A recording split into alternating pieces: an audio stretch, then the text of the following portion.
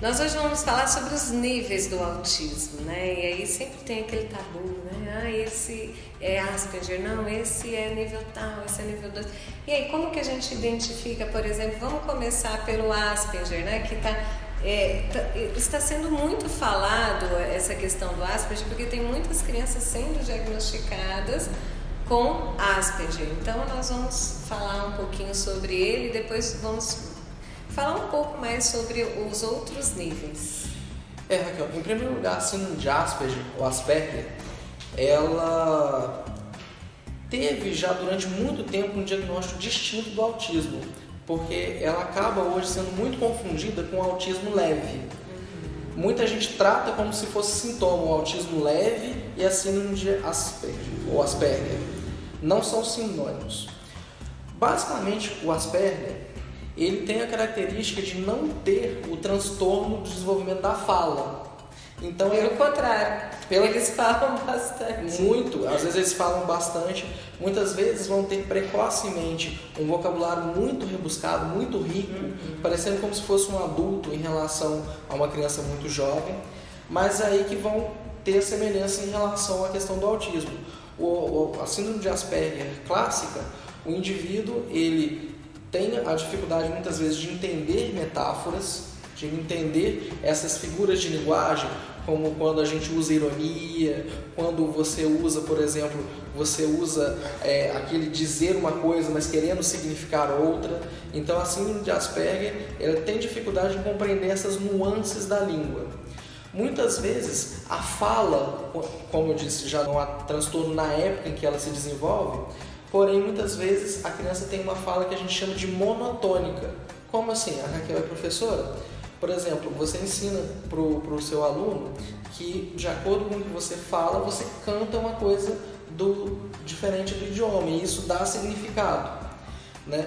Geralmente você pode ter uma fala em que você não tem tanta entonação como eu estou fazendo aqui agora. Muita gente usa a expressão até como uma fala um pouco mais robotizada, sem tanto essa variação melódica que a nossa língua tem. Tanto na leitura como em um diálogo. Né? A criança ela mantém o ritmo, né? É um ritmo só, ela vai sem respirar, né? Ela respira, mas às vezes assim, vai sem fazer os altos e baixos da melodia da língua, como se fosse esse robotizado que eu estou tentando fazer.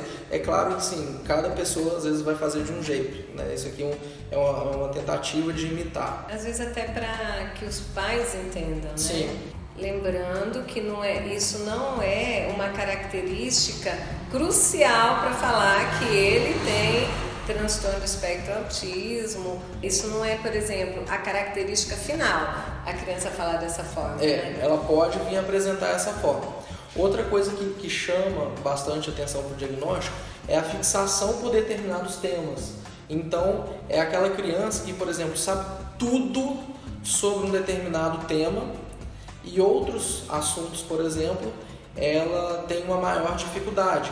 Então, por exemplo, é aquela criança que sabe tudo sobre o vulcão que tem lá na Indonésia, que tem o vulcão lá no Havaí. Ou dinossauro, né? Sabe o nome do avô do dinossauro, com a característica mais minuciosa, mas às vezes tem uma certa dificuldade em lidar com os outros, tem uma restrição de pensamento muito importante, tem às vezes até uma dificuldade, pode vir até uma dificuldade de alfabetização ou não, porque aquilo que não é o foco, aquilo que não é o assunto principal dela, se perde. Entende? Então essa é a característica mais marcante da síndrome de Asperger. O autismo leve, eu posso ter algumas dessas características, mas marcadamente eu posso ter o transtorno do desenvolvimento da fala.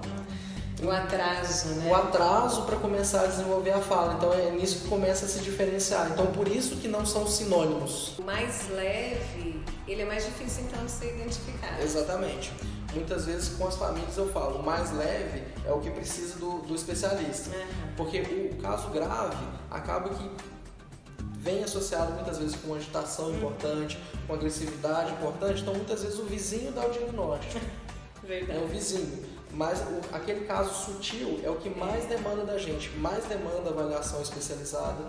Muitas vezes precisam ser feitos testes mais rigorosos para chegar ao diagnóstico, né? A gente utiliza para esse diagnóstico algumas questões de escalas, alguns testes padronizados que podem dar uma pista de nível, né? Então, até muitas vezes a pessoa se preocupa, mas é leve, é grave, isso faz diferença simplesmente para o tratamento, né? Assim, a forma de ser tratada vai ser individualizada. Na prática, a gradação ela serve para você conseguir orientar como que você vai tratar aquela pessoa. Porque cada nível tem uma forma de ser tratado, né? Eu diria até mais, cada pessoa tem uma forma de ser tratada. Porque eu posso, por exemplo, ter um diagnóstico de leve, mas, por exemplo, aquela minha dificuldade está gerando para mim uma grande problemática. Então, assim, na prática, vamos dizer assim, o que eu quero dizer para você indicar ou não tratamento não faz diferença. Porque se eu tenho dificuldade, eu tenho que ser tratado, seja na leve, seja na grave.